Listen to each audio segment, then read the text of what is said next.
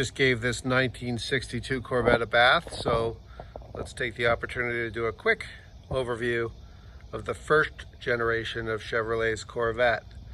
This, being a 62, is the last C1, which is what people call the first generation of the Chevy Corvette.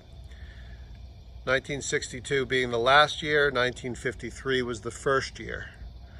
In 1953, not many cars were made. Volume would have started in 54 and then ramped up from there. The body style changed a few times over the years. We'll talk about that a little bit. But the platform, the frame, the steering, the general drivetrain stayed the same from 1953 to 1962. So even though the cars look a little different over that generation, the bones are the same. The first couple of years they offered them only with a V6 motor, and subsequently two sizes of V8s came along.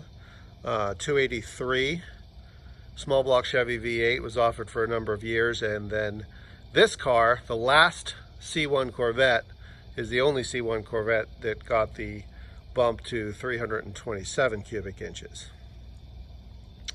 The 62 has the quad headlights of later generations. Those quad headlights appeared in 1958, although in 1958 this trim, the surround we call it, would have been chrome. The last couple of years had a painted body to match headlight surround.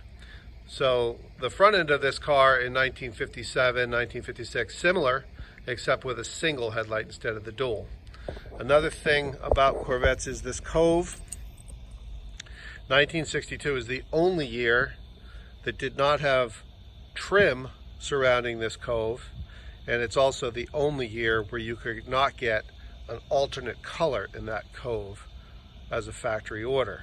In other words, all 1962 Corvettes have a cove the same color as the body. In 1961, say for instance, you could either get that cove painted the same color as the body, or you could get it in a two-tone complement color. And either way, in 1961 there would be trim around the cove. In 1962 there would be no trim, along with no option to have it be an alternate color. The car you're looking at here is called a two-top car. Cars could be ordered either with a hard top, a soft top, or both. And the way you tell a two-top car is obviously if it has the hard top, that's a clue. But these clasps here on the body indicate that it's a two-top car, and that underneath this door here there is a soft top. Those clasps are used to secure the back of the convertible top. So this is a two-top car. C1 Corvettes, the first generation, 1953 to 1962, are the only generation of Corvettes to this day, if I'm not mistaken, that have a trunk. There are hatchbacks along the way and such, but none with a trunk with a door like this.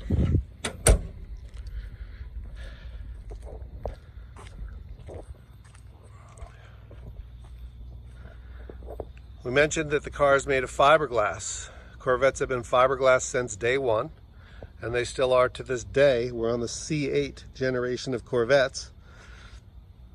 Unlike these early Corvettes, today's Corvette is a supercar, competes with the world's finest, but that doesn't change the fact that it's still held to its tradition of fiberglass.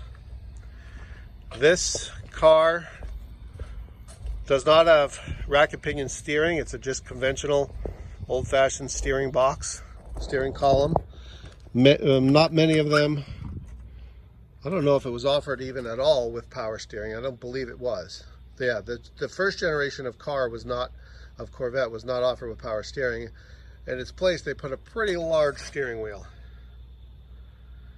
and that would help low-speed steering. This car is a 4-speed, most of them are. The base transmission was a 3-speed manual. Not many people ordered that. An automatic was also available. But most of the ones you'll see out there are going to be a 4-speed Borg-Warner T10 transmission. Let's look under the hood.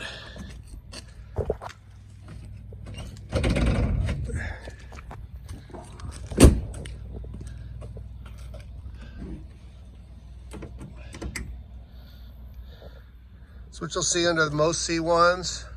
Small block Chevy tucked in there. This particular car, they put the VIN tag on the steering column. Earlier ones had it in various places.